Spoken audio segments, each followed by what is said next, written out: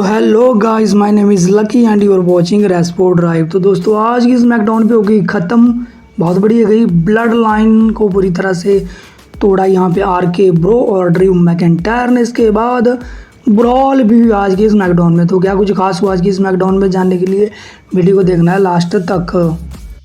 तो आज स्मैकडाउन की ओपनिंग जो करती है वो करती है चार्लोट फ्लेयर। वो आती है, एक छोटा सा प्रोमो काटती है। वो कहती है कि क्योंकि पिछले हफ्ते मैं हार गई थी आई क्विट चैलेंज मैच को और सबको लग रहा है कि मैं ह्यूमिलेट हुई हूँ, लेकिन ऐसा कुछ नहीं है। ह्यूमिलेट जो होगी वो होगी राउंडा राउजी और रेसलमेनिया बैकलैश में, जब मैं उससे बुलवाऊंगी आई क्विट।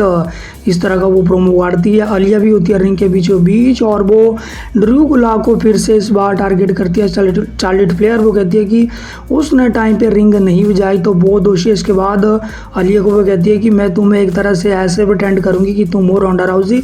इसके बाद वो अटैक कर देती है यहाँ पे आलिया के ऊपर। आलिया को बुरी तरह से बीट डाउन करती है यहाँ पे चार्लोट फ्लेयर। इसके ऊपर म्यूजिक बज जाता है राउंडा राउजी का। वो आती है और इनके बीच तगड़े वाली ब्रॉल होती है गाइस, और ऐसी वैसी नहीं, बहुत बड़े लेवल वाली ब्रॉल होती है। और WWE ऑफिशियल आते हैं और जैसे तैसे इन दोनों को रोकते हैं। इसके बाद गाइस पहला ही जो मैच हो वो हुआ Sasha banks versus Saina bachelor के बीच। मैच दोस्तों ठीक ठाक सही गया, लेकिन यहाँ पे अंतिम क्षणों पे साइना बैचलर ने रोप्स का यूज़ करके पिन कर दिया साशा बैंक्स को। मैच होने के बाद, ख़त्म होने के बाद भी इनके बीच हालांकि झड़प देखने को मिलती है। इसके बाद गाइस होता है हैप्पी टॉक शो। सबसे पहले हैप्पी कॉर्बिन आते हैं और वो छोटा सा प्रोमो काटते हैं। इसको ज्वाइन कर लेते हैं यहाँ पे मैट गैमोस आते हैं और थोड़ी बहुत इंसल्ट कर देते हैं यहाँ पे हैप्पी कॉर्बिन की। और हैप्पी कॉर्बिन गुस्से में चले जाता है रिंग छोड़ के, यानी अपना हैप्पी टॉक शो छोड़कर। इसके बाद गाइस मैच हुआ ड्रू गुलाक वर्सेस गुंथर के बीच, जिसे यहाँ पे गुंथर ने जीत लिया। ड्रू गुलाक को WWE ऐसे दिखा रही थी कि वो इन रिंग कंपटीशन को छोड़ चुके हैं, लेकिन ड्रू गुलाक आज मैच करवा दिया गुंथर के साथ। खैर गुंथर ने हरा भी दिया यहाँ पे ड्रू गुलाक को। इसके बाद गाइस मैच हुआ Ridge Holland and Sheamus versus New Day, यानी कॉफी किंगस्टन और जेवियर वुड्स के बीच। ये था टेबल्स मैच, यानी टेबल्स के ऊपर अपने अपोनेंट को फोड़ना था और जीतना था ये मैच बहुत बढ़िया ही मैच जाता है। एंडिंग मोमेंट में जब यहाँ पे न्यू डे जीतने वाली होती थी, 2 हफ्तों से बूच गायब थे, अचानक से वो रिंग के नीचे से निकल के आते हैं और डिस्ट्रैक्शन पैदा कर देते हैं, यानी अटैक भी कर देते हैं यहाँ पे न्यू डे के ऊपर, जिसका फ़ायदा उठाकर सीमस ने भड़क दिया रिबूट को टेबल के ऊपर और ये मैच अपने नाम कर लिया। मैच खत्म होने के बाद भी भाई बूच का अग्रेशन देखने को मिल रहा था। वो बार बार अटैक कर रहे थे न्यू डे के ऊपर।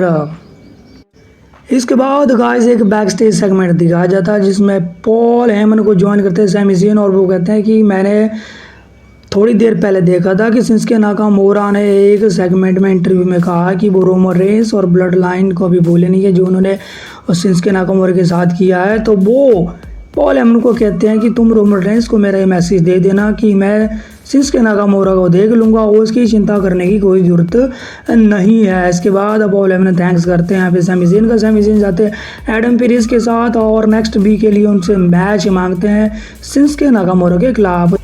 तो भाई साहब अब मैच शुरू हुआ Sami Zayn versus Shinsuke Nakamura, और मैच दोस्तों ये भी बहुत बढ़िया गया। अंतिम क्षणों पे यहाँ पे सैमी ज़ेन ने चालाकी खेली। जब वो रिंग के बाहर होते हैं दोनों और रेफरी काउंट आउट कर रहा होता है, तब वो हलवा किक लगा देते हैं शिंसुके नाकामोरा को।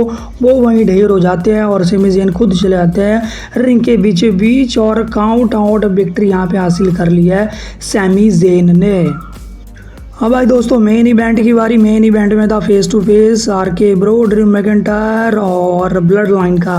सबसे पहले आरके ब्रो और ड्रू मैकिंटायर आते हैं और ये रिंग में एक छोटा सा प्रोमो काटते हैं। ये एक दूसरे की चीज़ों को एक्नॉलेज करते हैं, चाहे रैंडी ऑर्टन ने यहाँ पे ड्रू मैकिंटायर को हराया हो, चाहे कोई भी फैक्ट हो, वो एक दूसरे के फैक्ट्स को यहाँ पे एक्नॉलेज करते हैं। इसके बाद वो ब्लड लाइन्स के भी कुछ फैक्ट्स को एक्नॉलेज करते हैं, यानी चिलते हैं यहाँ पे ब्लड लाइन की और उसकी रोमन रेंस की। इसके ऊपर यहाँ पे फिर म्यूजिक बज जाता है ब्लड लाइन का, रोमन रेंस का। वो आते हैं और सबसे पहले तो रोमन रेंस वही रैंप के ऊपर माइक लेते हैं, लेकिन फिर वो माइक फेंक देते हैं और सीधा एंट्री करते हैं रिंग के बीचों बीच। इसके बाद इन दोनों टीम्स के बीच होती है झड़प और दोनों को ही बराबर का मौका मैं कहूँगा यहाँ पे मिला। रोमन रेंस का सुपरमैन पंच भी देखने को मिला ड्रू मैकिंटायर को, RKO भी देखने को मिला और यहाँ पे क्लेमोर किक पड़ी यहाँ पे एंडिंग मोमेंट पे ड्रू मैकिंटायर की तरफ से रोमन रेंस को, और ब्लड लाइन भाग जाती है यहाँ पे बैक स्टेज की ओर।